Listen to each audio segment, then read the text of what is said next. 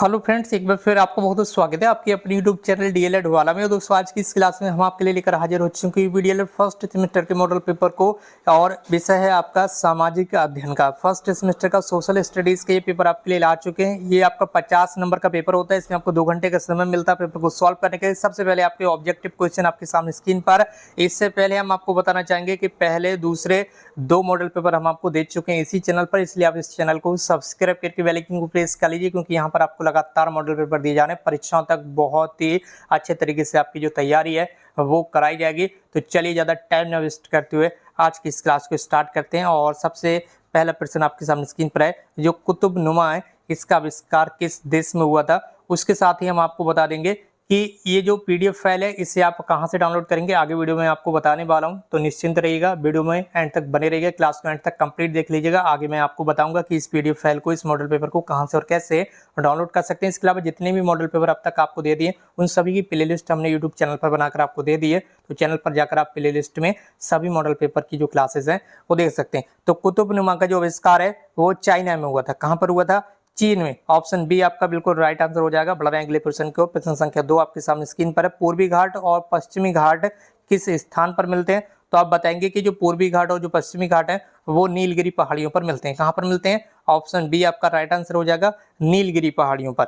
इसके बाद प्रश्न संख्या 3 है आपका। इसमें आपसे पूछा जा रहा है कि जो नासा है, ठीक है, नेशनल एरोनॉटिक स्पेस एजेंसी, इसकी जो स्थापना है वो कब हुई थी? तो आप बताएंगे कि नासा की जो स्थापना है वो यहाँ पर 1958 में हुई थी। 1958 ईस्वी में। कब हुई थी? सन 1958 ईस्वी में। इसके साथ प्रश्न संख्या 4 है, ग्लोब पर 2 स्थानों के बीच न्यूनतम दूरी कहां पर होती है? ग्लोब है जो, ठीक है, इस पर जो 2 स्थानों के बीच जो न्यूनतम दूरी होती है वो कहां पर होती है, ये यहाँ पर आपको बताना होगा। तो प्रश्न संख्या 4 का राइट आंसर हो जाएगा ऑप्शन ए, अंतरराष्ट्रीय तिथि रेखा पर ग्लोब पर 2 स्थानों के बीच जो है वो कम से कम दूरी होती है, यानी कि न्यूनतम दूरी होती है। इसके बाद प्रश्न संख्या 5 आपका। इसमें आपसे पूछा जा रहा है कि कन्फ्यूशियस जो था उसका जन्म कहां पर हुआ था? ठीक है, कन्फ्यूशियस, ठीक है, जो कि भारत में आया था, उसका जन्म कहां पर हुआ था ये यहाँ पर आपको बताना। तो आप बताएंगे कि चीन में हुआ था। कहां पर हुआ था? चीन में हुआ था। ठीक है, कन्फ्यूशियस का जन्म कहां पर हुआ था? चीन में हुआ था। प्रश्न संख्या 6, आर्यभट्ट कौन थे? ठीक है, बताएंगे आप आर्यभट्ट कौन थे? तो आर्यभट्ट एक खगोल शास्त्री थे। कौन थे? खगोल शास्त्री थे। ठीक है, अगला क्वेश्चन आपके सामने स्क्रीन पर है। इस वीडियो को शेयर करते रहिएगा, क्लास को शेयर करते रहिएगा अपने फ्रेंड्स के साथ। लगातार मॉडल पेपर दिए जा रहे हैं यहाँ पर आपको, चाहे वो मैथ का हो, चाहे वो साइंस का हो, चाहे फर्स्ट पेपर हो, चाहे सेकंड पेपर हो, चाहे हिंदी हो, ठीक है, चाहे कंप्यूटर हो, सभी सब्जेक्ट के पेपर दिए जा रहे हैं। तो लगातार आप हमारे साथ इस तरह से बने रहेगा। प्रश्न संख्या 7 है, सूर्य से सबसे दूर स्थित कौन सा ग्रह? ठीक है, सूर्य से जो सबसे दूर स्थित है वो कौन सा ग्रह? तो ये यहाँ पर आपको बताना होगा कि ये कौन सा ग्रह। तो वह है नेपच्यून, ठीक है, जिसे वरुण कहा जाता है। क्या कहा जाता है? वरुण। ठीक है, कौन सा ग्रह सबसे दूर स्थित है? नेपच्यून। ठीक है, जैसे हिंदी में क्या कहा जाएगा? आपका वरुण। ठीक, इसके बाद प्रश्न संख्या 8 आपका। इसमें आपसे पूछा रहा है कि मेसोपोटामिया की जो सभ्यता है उसका जन्म किस जगह पर हुआ था? कहां पर हुआ था मेसोपोटामिया की सभ्यता का जो जन्म है? तो आप बता देंगे कि मेसोपोटामिया की सभ्यता का जो जन्म है वो दजला फरात नदी घाटी के किनारे हुआ था। कहां पर हुआ था?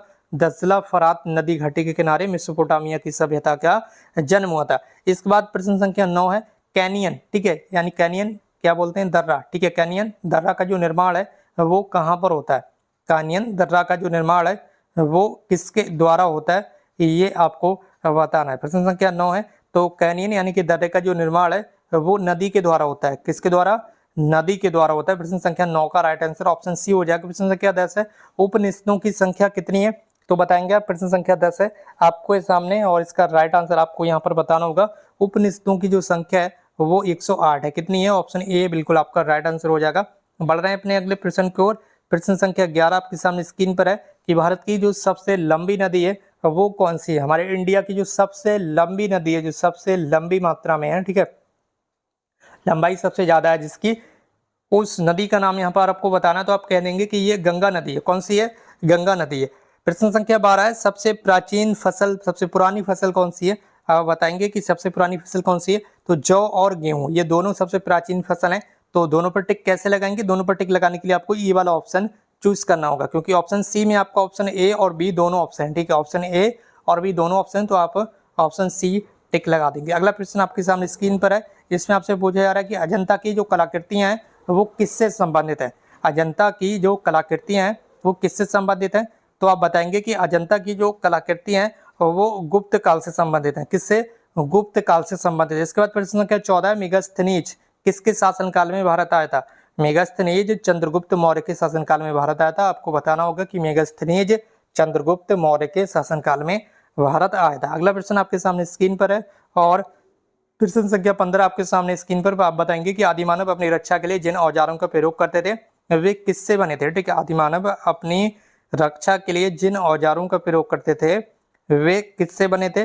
वे पत्थर के बने होते थे। ठीक है, आदिमानव प्राचीन काल में अपनी रक्षा के लिए, ठीक है, जंगली जानवरों से या अदर किसी जानवरों से, अदर तरह की चीजों से अपनी रक्षा के लिए जिन औजारों का प्रयोग किया जाता था वो पत्थर के बने होते थे, पत्थर से वो औजारों को बनाते थे। अब यहाँ से आपके अति लघु उत्तरीय प्रश्न स्टार्ट हो रहे हैं, तो इस क्लास को शेयर कर दीजिए। और अब हम आपको बता भी देते हैं कि ये जो पीडीएफ फाइल है इसे आप डाउनलोड कर सकते हैं हमारे टेलीग्राम ग्रुप से। टेलीग्राम ग्रुप की लिंक इस वीडियो के कमेंट बॉक्स में आपको दे दी गई है, तो वहां से जाकर आप इस पीडीएफ फाइल को आसानी से डाउनलोड कर सकते हैं। और इसमें अति लघु उत्तरीय प्रश्न में प्रश्न संख्या 16 आपका जलमंडल क्या है? तो आप बताएंगे कि जलमंडल से तात्पर्य जल की उस परत से है जो पृथ्वी की सतह पर झीलों, नदियों और महासागरों और अन्य जलाशयों के रूप में मिलती है। पृथ्वी की सतह पर लगभग 60% भाग जल है, इसी कारण पृथ्वी को जलीय ग्रहण कहा जाता है।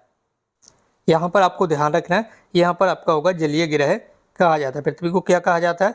जलीय गिरह कहा जाता है। ठीक है, अगले प्रश्न आपके सामने स्क्रीन पर है। प्रश्न संख्या 17, शिक्षा का महत्व किस लिए? तो आज व्यक्ति के लिए जितना महत्व भोजन, पानी, कपड़ा, हवा का है उतना ही महत्व शिक्षा का भी है। ठीक है, उसी तरह से शिक्षा का भी महत्व है, बहुत ही ज्यादा शिक्षा का महत्व है। प्रश्न संख्या 18, जिले में परिवार कल्याण के कार्य कौन करवाता है? तो आप बताएंगे कि ये मुख्य चिकित्सा अधिकारी। ठीक है, कौन? मुख्य चिकित्सा अधिकारी। ठीक है, अगला प्रश्न आपके सामने स्क्रीन पर है। यातायात सड़क यातायात संबंधी 2 प्रमुख नियम बता दीजिए। तो आपको गति सीमा में चलना है, जो गवर्नमेंट की ओर से, जो यातायात पुलिस की ओर से जो सीमा निर्धारित की जाती है, जिस रोड पर जितनी सीमा में आपको गाड़ी चलाना है वो सीमा निर्धारित होती है, तो आपको उस सीमा के अंदर ही चलना है। एक्स्ट्रा यानी कि अधिकतम सीमा को आपको क्रॉस नहीं करना है। ठीक, इसके अलावा यातायात सिग्नल को आपको फॉलो करना है। ठीक, इसके बाद प्रश्न संख्या 20 आपका, गीजा का जो पिरामिड है वो किसने कब बनवाया था? तो आप बता देंगे कि इसे 2560 ईसा पूर्व में खुफू वंश के चौथे शासक के द्वारा बनवाया गया था। इसके बाद प्रश्न संख्या 21 है, सिंधु सभ्यता की लिपि कौन सी थी? सिंधु सभ्यता के जो लोग थे, ठीक है, वो किस लिपि का यूज करते थे? तो इसकी जो लिपि थी वो चित्र लिपि थी। ठीक है, यानी कि जब उस काल में सिंधु सभ्यता का जो काल था उस काल में जब लिखा जाता था तो उसमें कहीं ना कहीं चित्र बनाए जाते थे, कहीं ना कहीं चित्रों के द्वारा उसकी लिखावट होती थी। और दोस्तों इसके साथ आपका अगला प्रश्न आपके सामने स्क्रीन पर है। प्रश्न संख्या 22 है, हरेक वंश की जो स्थापना है वो किसने की थी? ये यहाँ पर आपको बताना होगा। तो हरेक वंश की जो स्थापना है वो बिंबिसार ने की थी। किसने की थी? बिंबिसार ने हरेक वंश की स्थापना कर दी थी। प्रश्न संख्या 23 है, ममी क्या है? ममी तो शवों के रखरखाव की जो कला होती है, ठीक है, उसी को क्या कहा जाता है? ममी कहा जाता है। हर देश की अलग अलग यहाँ पर परिधान होते हैं, कलाएं होती हैं कि किस तरह से सबको रखा जाता है। ठीक है, तो अपने देश में भी अलग अलग तरह की जो कलाएं वो प्रचलित हैं। तो यहाँ पर प्राचीन काल में जिस तरह से शवों को रखा जाता था उसकी जो कला होती थी उसे ममी कहा जाता था। इसके बाद प्रश्न संख्या 24 है, मेसोपोटामिया का अर्थ बता दीजिए। तो मेसोपोटामिया 2 शब्दों मेसो और पोटामिया से मिलकर बन चुका है। मेसो का अर्थ है बीच और पोटामिया का अर्थ है नदी। मेसो का अर्थ क्या है? बीच, और पोटामिया का अर्थ है नदी, अर्थात 2 नदियों के बीच के क्षेत्र को मेसोपोटामिया कहा जाता है। और मेसोपोटामिया के बारे में अभी ऊपर बताया भी होगा कि दजला फरात नदी घाटी के किनारे सभ्यता का विकास हुआ था। प्रश्न संख्या 25 है, पृथ्वी का उपग्रह कौन सा है? तो बता ही देंगे कि पृथ्वी का जो उपग्रह है वो चंद्रमा है। कौन सा है? चंद्रमा है। ठीक है, अगला प्रश्न आपके सामने स्क्रीन पर है, मेसोपोटामिया सभ्यता के 2 देवताओं के नाम बता दीजिए। तो समास एक देवता थे इस सभ्यता के, दूसरा था आपका ईस्टर। ठीक है, क्या था? ईस्टर। ये 2 यहाँ पर मेसोपोटामिया सभ्यता के देवता थे जिनकी लोग पूजा करते होंगे शायद। प्रश्न संख्या 27 है, ईसा पूर्व का अर्थ बता दीजिए कि ईसा पूर्व का अर्थ क्या है? तो ईसा पूर्व का अर्थ है ईसा मसीह के पूर्व से है। ठीक है, ईसा अर्थात ईसा मसीह के जन्म से 100 वर्ष पूर्व यदि कोई घटना घटी है तो उसे ईसा पूर्व लिखा जाएगा। ईसा मसीह आप जानते ही होंगे।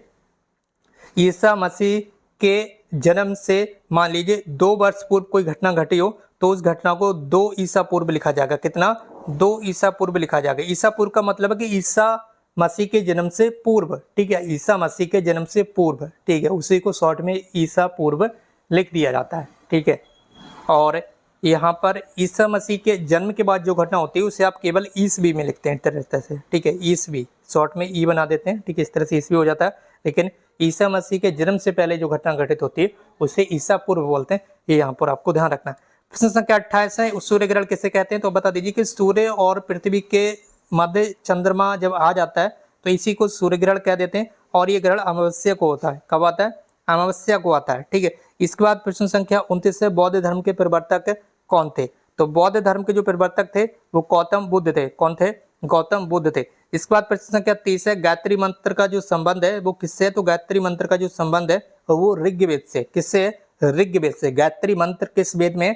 ऋग्वेद में, ठीक है। और यहाँ पर आपको ध्यान भी देना है कि जो ऋग्वेद है यही सबसे प्राचीन वेद भी है, ठीक है।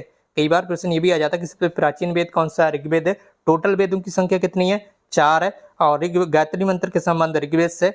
ये कई सारे प्रश्न यहाँ पर आपको देखने के लिए मिल गए। अब मैंने आपको बता दिया कि यहाँ पर आपके लघु उत्तरीय प्रश्न है, तो इन्हें चाहे तो आप इसकी स्क्रीनशॉट लीजिए, और मैंने आपको ये भी बता दिया कि आप इस पीडीएफ फाइल को डाउनलोड भी कर सकते हैं टेलीग्राम ग्रुप से जाकर। टेलीग्राम ग्रुप की लिंक इस वीडियो के कमेंट बॉक्स में। तो इन क्वेश्चन को आपको जरूर तैयार कर लेना है लघु उत्तरीय प्रश्न में। बाकी ऑब्जेक्टिव क्वेश्चन के आंसर की यहाँ पर आपको मिल जाएगी, ठीक है।